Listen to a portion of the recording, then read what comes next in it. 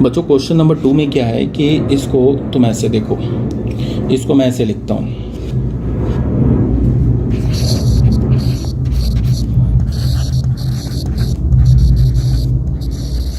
Represent 3.4573 बार। इसको कैसे लिखेंगे? 3.45, उसके बाद रिपीट क्या कर रहा है? 737373, ये रिपीट कर रहा है, ठीक है ना। कहाँ तक जाएगा? इन्फिनिटी तक। इसको तुम ऐसे भी लिख सकते हो 3.4573, और जो रिपीट कर रहा हो उस पर ऐसे डॉट लगा दो, ठीक है, in the form of P upon Q, where P and Q are integers and Q जो डिनोमिनेटर है वो 0 के इक्वल नहीं है। इसको रिप्रेजेंट करो। ये भी सेम टाइप का क्वेश्चन है, बट ये फर्स्ट टाइप के क्वेश्चन में क्या था कि डेसिमल के तुरंत बाद डिजिट का रिपीटेशन स्टार्ट हो गया था। यहाँ पे क्या है कि डेसिमल के 2 डिजिट बाद तो रिपीट नहीं कर रहा है, तीसरा चौथा ये डिजिट जो है ना 7 और 3 ये रिपीट कर रहा है। डेसिमल के तुरंत बाद रिपीटेशन अलाउड, ये रिपीटेशन स्टार्ट नहीं है, 2 डिजिट के बाद रिपीटेशन अलाउड, ये रिपीट कर रहा है डिजिट। तो इसको हम क्या करेंगे, इसको भी देखो सॉल्यूशन इसका हमारे पास, इसको हमने x मान लिया, जो गिवन नंबर है ना इसको हमने क्या मान लिया? 3.4573। डेसिमल के 2 डिजिट के बाद रिपीटेशन स्टार्ट है, तो इसको हम क्या लिख सकते हैं? 3.45737373 ऐसे लिख देंगे, ठीक है। उसके बाद सबसे पहले क्या करेंगे कि इसको मान लो हमने इक्वेशन 1 माना, सबसे पहले क्या करेंगे कि डेसिमल के कितने डिजिट बाद रिपीट कर रहा है? 2 डिजिट बाद, तो 100 से मल्टीप्लाई कर देंगे। मतलब क्या करेंगे? फर्स्ट इक्वेशन को 100 से मल्टीप्लाई करेंगे, तो यहाँ से हमें क्या मिलेगा? ये क्या मिलेगा? 100 से लेफ्ट हैंड साइड को भी 100 से मल्टीप्लाई करना होगा, फिर राइट हैंड साइड को भी 100 से मल्टीप्लाई करना होगा, तो 100x हो जाएगा। लेफ्ट हैंड साइड को 100 से मल्टीप्लाई किया। अब राइट हैंड साइड को भी मैंने बोला है 100 से मल्टीप्लाई करोगे तो ये डेसिमल 2 डिजिट आगे आ जाएगा, तो ये क्या हो जाएगा? 345.737373।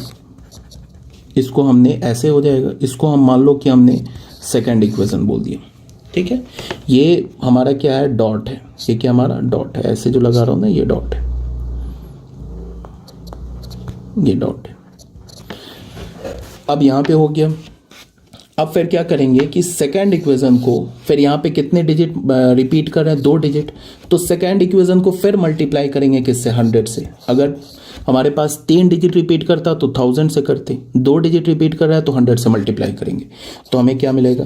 लेफ्ट हैंड साइड को भी 100 से मल्टीप्लाई करेंगे, तो ये क्या 100x, इसको अगर हमने 100 से मल्टीप्लाई किया तो 2 0 और बढ़ जाएगा, 10,000x हो जाएगा।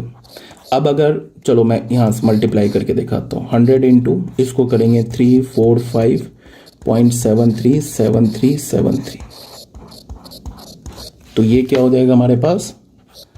यहाँ से 1 10 100,000 10,000x इज इक्वल्स टू, ये फिर 2 डिजिट आगे चला जाएगा, तो क्या हो जाएगा? 345.737373 ऐसे हो जाएगा, ठीक है। इसको हमने थर्ड इक्वेशन मान लिया। अब तुम करो क्या? इस फर्स्ट इक्वेशन का हमें कोई काम नहीं है, इसका कोई काम नहीं है, हमारा काम किससे चल जाएगा? सेकेंड इक्वेशन से एंड थर्ड इक्वेशन से। अब क्या करो कि तुम third equation minus second equation करो। अब तुम बोलोगे ऐसा करने से क्या बेनिफिट है?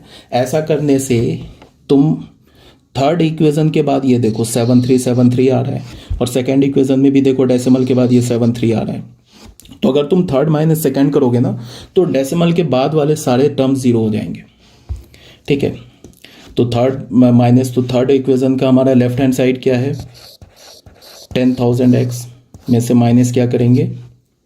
सेकेंड इक्वेशन का लेफ्ट हैंड साइड क्या? 100x, ठीक है, ऐसे कर लिया। अब थर्ड इक्वेशन का राइट हैंड साइड क्या है? 34573.7373, ये डॉट है, माइनस सेकेंड इक्वेशन का राइट हैंड साइड क्या है? 345.7373 ऐसे डॉट है।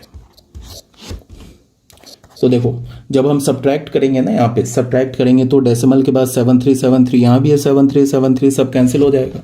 तो हमें क्या मिलेगा 34573 माइनस 345। ठीक है, इसको तुम कैलकुलेट करोगे तो ये आ जाएगा तुम्हें 34228। तो फाइनली हमें क्या मिला 10,000 माइनस 100x। तो 10,000 माइनस 100x क्या होगा 9,900। तो हमें फाइनल क्या मिल गया 9,900x इज इक्वल्स टू 34228। तो यहाँ से x की वैल्यू हमें क्या मिल गई 34228 अपॉन 9900। x हमारा क्या है, x हमने क्या माना था देख लो स्टार्टिंग में, x हमने यही माना था ना, इसको, इसी को तो हमने x माना था। क्या x हमारा 3.45, इसी को तो हमने p/q के फॉर्म में लिखना था। तो ये किसके इक्वल हो गया 34228 अपॉन 9900। अब बच्चों ये देखो ये किस फॉर्म का आ गया, ये p/q के फॉर्म का आ गया, where p and q are integers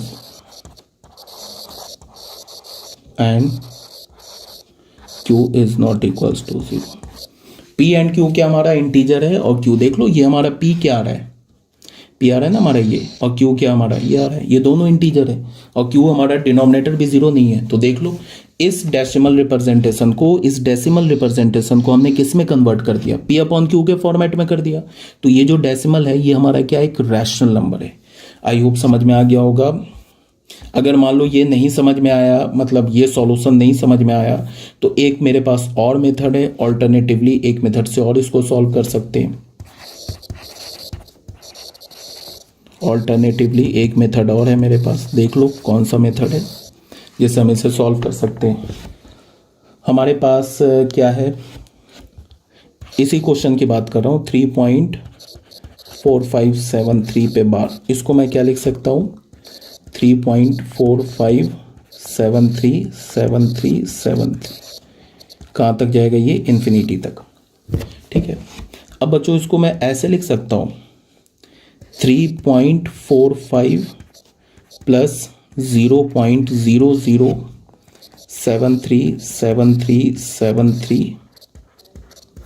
देखना ये वाला जो है और ये इक्वल है 3.45 में। चलो मैं करके दिखाता हूँ। 3.45 में तुम 0.00737373 ऐसे करके तुम अगर ऐड करोगे, ये इन्फिनिटी तक है, तो ये क्या आ जाएगा, ये आ जाएगा ना 3.45737373 ऐसे इन्फिनिटी तक आ जाएगा। सेम आ गया ना। तो इसका मतलब मैं 3.4573 को मैं क्या लिख सकता हूँ 3.45 प्लस 0.007373 ऐसे लिख सकता हूँ। तो मैंने लिख दिया यहाँ पे, ठीक है, इसको लिख दिया।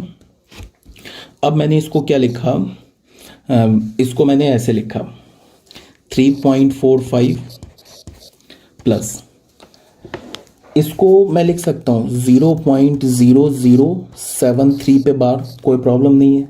ठीक है, अब इसको मैंने सपोज दैट इसको मैंने x मान लिया, तो x हमारा क्या मिल गया, और इसे मैंने y मान लिया। ठीक है, क्या मान लिया इसे y। तो अब हमारे पास x क्या मिल गया, x मिल गया हमारा, हमें किसका वैल्यू निकालना, हमें तो x का वैल्यू निकालना है।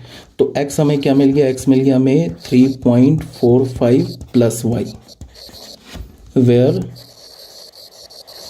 y इज इक्वल्स टू 0.0073 पे बार, मीन्स क्या हो जाएगा 0.00737373 ऐसे डॉट डॉट। ठीक है बच्चों, समझ में आ रही है ना बात, ऐसे लिख लिया, यहाँ तक तो कोई प्रॉब्लम नहीं है। अब हमारा टारगेट क्या है, y निकालना, हमारा टारगेट क्या है y निकालना।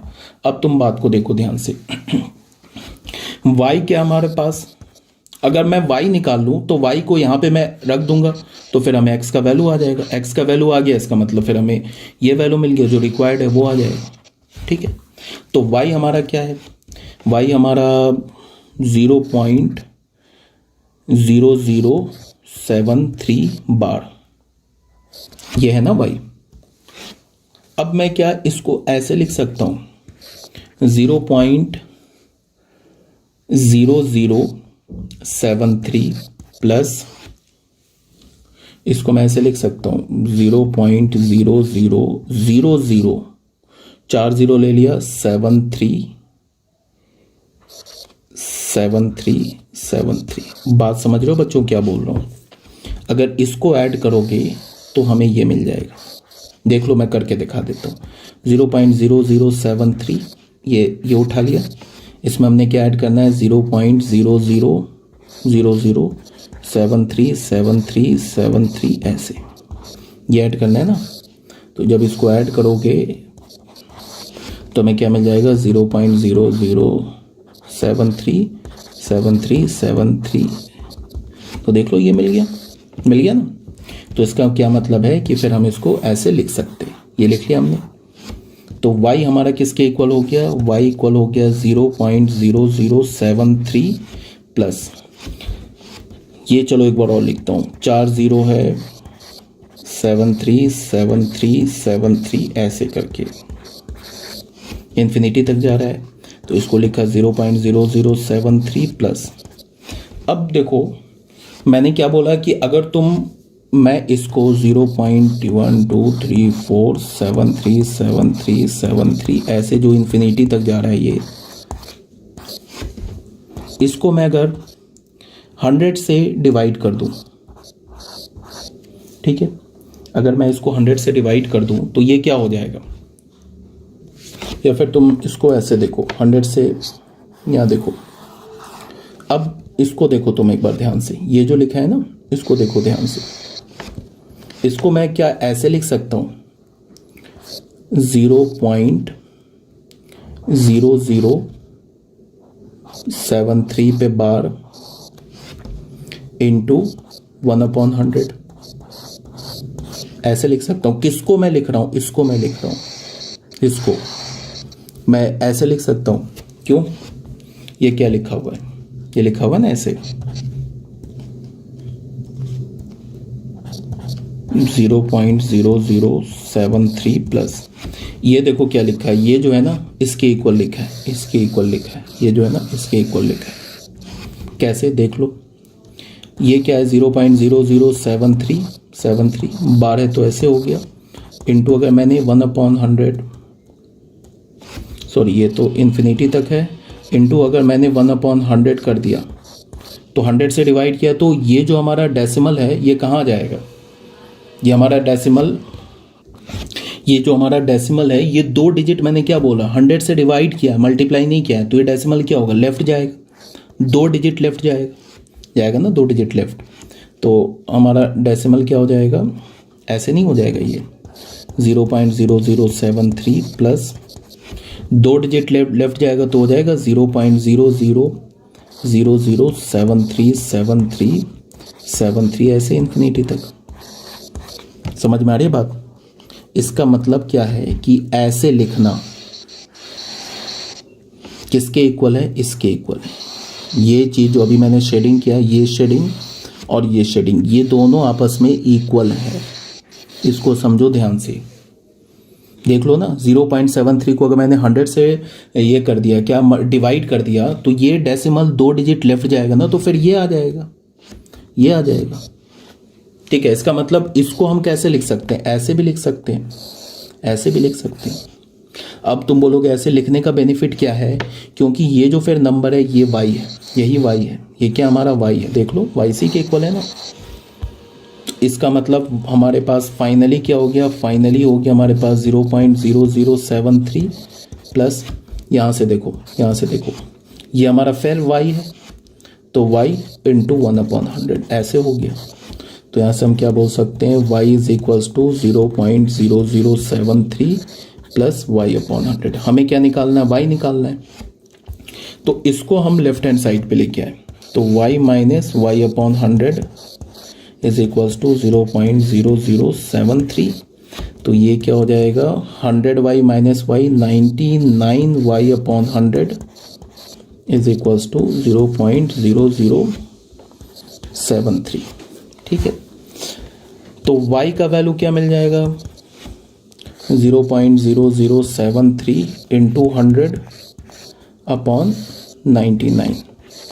अब बच्चों देखो, इसको न्यूमरेटर को देखो, इसको हमने किससे मल्टीप्लाई किया 100 से मल्टीप्लाई किया, तो इसको 100 से मल्टीप्लाई किया, इसका मतलब ये डेसिमल 2 डिजिट राइट मूव होगा, तो ये किसके इक्वल हो जाएगा, ये हो जाएगा हमारे पास 0.73 अपॉन 99, ऐसे हो गया।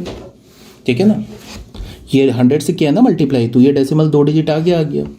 उसके बाद इसको हम क्या लिख सकते हैं 0.73 को हम क्या लिख सकते हैं, ऐसे लिख सकते हैं 73 अपॉन 100, ऐसे लिख सकते हैं। तो ये क्या हो जाएगा, इसको हमने 0.73 को लिखा 73 अपॉन 100 और एक डिनोमिनेटर में 99 था ही, तो क्या हो गया 73 अपॉन 9900।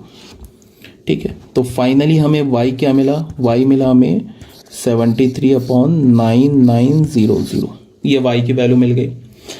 अब हमारे पास क्या था, इस इक्वेशन पे आओ, हमारा इक्वेशन क्या था, इसको लेते हैं, हमारे पास क्या था, हमारे पास तो ये इक्वेशन था, ये इक्वेशन क्या था हमारा, ठीक है, ये इक्वेशन था, हमें तो x की वैल्यू निकालनी थी, यहाँ पे y की वैल्यू मिल गई 3.45 हो गया, प्लस y के हमारा 73 अपॉन 9900, तो 3.45 को मैं क्या लिख सकता हूँ 345 अपॉन 100 प्लस 73 अपॉन 9900। ठीक है यहाँ तक। अब यहाँ पे क्या है, इसको तुम कैलकुलेट कर लो, कैलकुलेट करोगे तो x की वैल्यू हमें क्या मिल जाएगी, x की वैल्यू हमें, तुम इसको ऐसे देखो, एलसीएम क्या होगा 999,900 एलसीएम होगा, तुम कैलकुलेट करोगे तो ये आ जाएगा 34155 प्लस 73 अपॉन एलसीएम क्या होगा, इसका मतलब तुम इसको ऐसे थोड़ा और से लिख लो, एलसीएम क्या होगा, यहाँ पे एलसीएम क्या होगा 9900, तो 100 को किससे मल्टीप्लाई करोगे 99 से, तो आ जाएगा 9900, तो इसका मतलब क्या होगा कि ये न्यूमरेटर किससे मल्टीप्लाई होगा 99 से, प्लस इसका डिनोमिनेटर तो है ही 9900, तो ये 73 हो जाएगा। एलसीएम लेना तो आता होगा, तो 345 को अगर तुमने 99 से मल्टीप्लाई किया तो हमारे पास आ जाएगा 34155 प्लस 73 अपॉन 9900, ऐड करोगे तो ये किसके इक्वल आ जाएगा, ये इक्वल आ जाएगा 34228 अपॉन 9900। देख लो x हमारा किसके, x किसके इक्वल हमने लिया था, x को लिया था 3.4573 बार, ये किसके इक्वल आ गया 34228 अपॉन 9900। देख लो ये अगेन p बाई क्यू के फॉर्म का है, where p and q are integers, where p and q are integers and जो डिनोमिनेटर है वो 0 के इक्वल नहीं। देख लो फर्स्ट केस में भी हमारा आंसर यही आया था, फर्स्ट केस में भी हमने यही आंसर निकाला था, ये सेम आंसर ये निकाला था हमने। ठीक है, अगर देखो ऑल्टरनेटिवली इस मेथड से नहीं समझ में आया तो रहने दो, कोई बात नहीं है, बट फर्स्ट मेथड हमारा इजी था, उससे समझ में आना चाहिए। ये जो मेथड है ना हमारा, ये जो हमने फर्स्ट मेथड किया था, इससे मान लो इसको मैं लिख देता हूँ मेथड 1, ये हो गया हमारा मेथड 1 और ये हो गया ऑल्टरनेटिवली हमारा मेथड 2। सेकेंड मेथड से समझ में नहीं आया तो बट फर्स्ट मेथड क्लियर होना चाहिए। ठीक है, तो अभी तक हमने क्या किया, अभी हम लोग कर क्या रहे थे, अभी हम लोग कर रहे थे रैशनल नंबर। तो रैशनल नंबर हमने देख लिया कि रैशनल नंबर क्या होता है। उसके बाद हमने क्या किया, decimal representation of rational number. Rational number का डेसिमल रिप्रेजेंटेशन क्या होता है ये देखा हमने, क्या देखा हमने, decimal representation of rational number. Rational number का डेसिमल रिप्रेजेंटेशन क्या होता है, तो हमने देखा there are two type of decimal representation, first one is terminating and second one is non terminating. तो एक बार हमने टर्मिनेटिंग देख लिया, सेकेंड में फिर हमने क्या देख लिया, नॉन टर्मिनेटिंग देख लिया, फिर हमने ये भी देख लिया कि नॉन टर्मिनेटिंग को नॉन टर्मिनेटिंग एंड रिपीटिंग को हम लोग क्या पी अपॉन क्यू के फॉर्म में कैसे लिखते हैं, 2 क्वेश्चन भी हमने सॉल्व कर लिए। ठीक है, अब बच्चों आ जाओ टाइप्स ऑफ रैशनल नंबर पे। अब जो हमारा नेक्स्ट पॉइंट है वो है types of rational number. Types of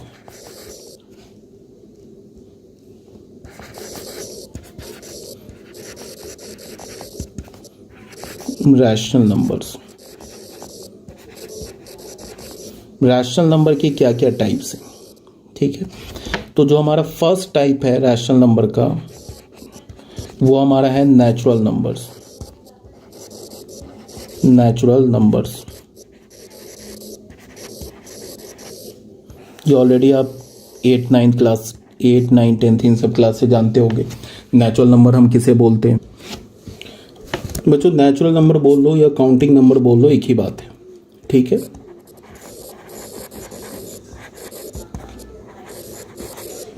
counting numbers बोल लो, एक ही बात है।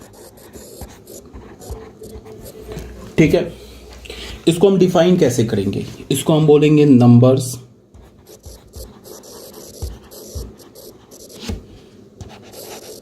Starting from 1।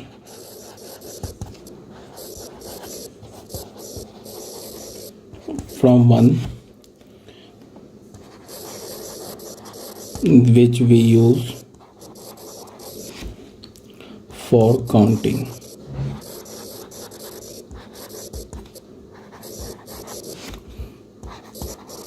the objects। Objects को काउंट करने के लिए जो नंबर यूज करती है are called natural numbers, are called natural numbers.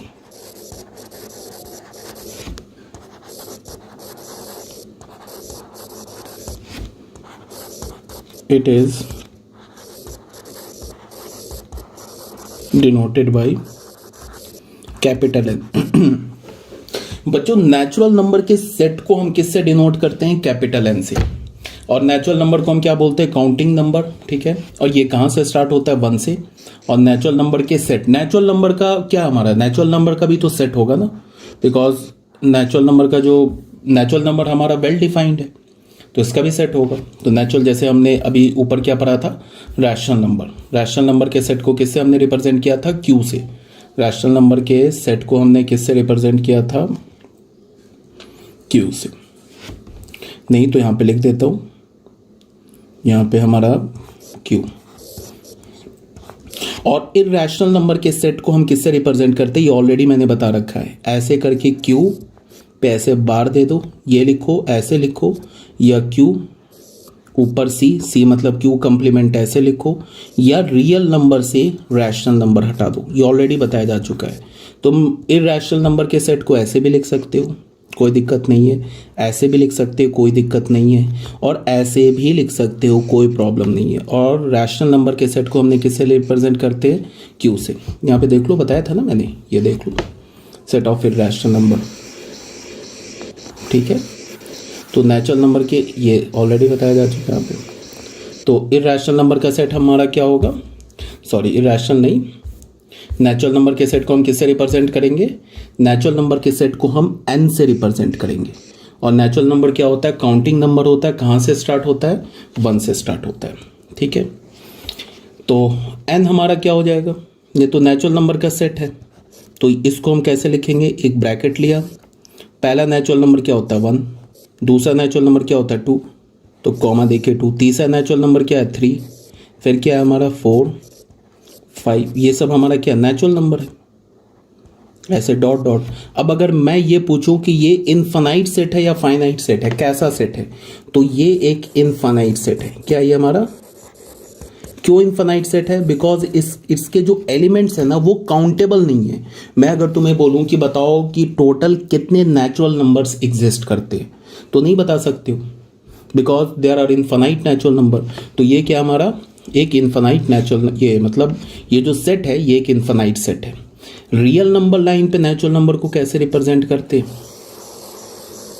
ये हमारा क्या है रियल नंबर लाइन। इधर हम क्या लिखते हैं, पॉजिटिव इन्फिनिटी, इधर क्या लिखते हैं, नेगेटिव इन्फिनिटी।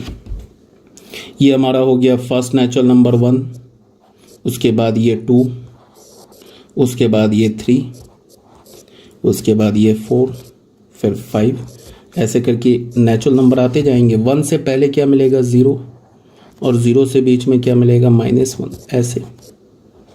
तो नेचुरल नंबर कहाँ से स्टार्ट हो रहा है? नेचुरल नंबर 1 से स्टार्ट हो रहा है। 1 हो गया, 2 हो गया, 3 हो गया, 4, 5, 6 एंड सो ऑन। ये सब हमारा क्या हो गया? ऐसे करके ये आगे बढ़ता जाएगा। ये हमारा क्या हो गया? नेचुरल नंबर का सेट हो गया। ठीक है, इसके बाद बच्चों हम लोग आएंगे नेक्स्ट जो वीडियो होगा उसमें हम लोग स्टार्ट करेंगे types of natural number. Natural number के कितने टाइप्स हैं।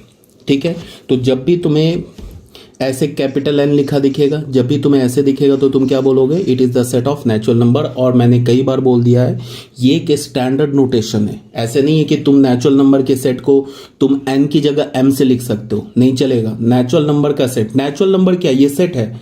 मैंने सेट क्यों पढ़ाया था फर्स्ट वीडियो लेक्चर में? फर्स्ट इसलिए पढ़ाया था कि अभी तक तुम्हें क्या बोला जा रहा था? अभी तक तुम्हें बोला जा रहा था नेचुरल नंबर। अब मैं क्या बोल रहा हूँ? नेचुरल नंबर का सेट। अब मैंने देखो इस फॉर्म में क्या किया कि नेचुरल नंबर को एज अ सेट के फॉर्म में लिख दिया। देख लो यहाँ पे नेचुरल नंबर को किस फॉर्मेट में लिख दिया? एज अ सेट के फॉर्म में लिख दिया।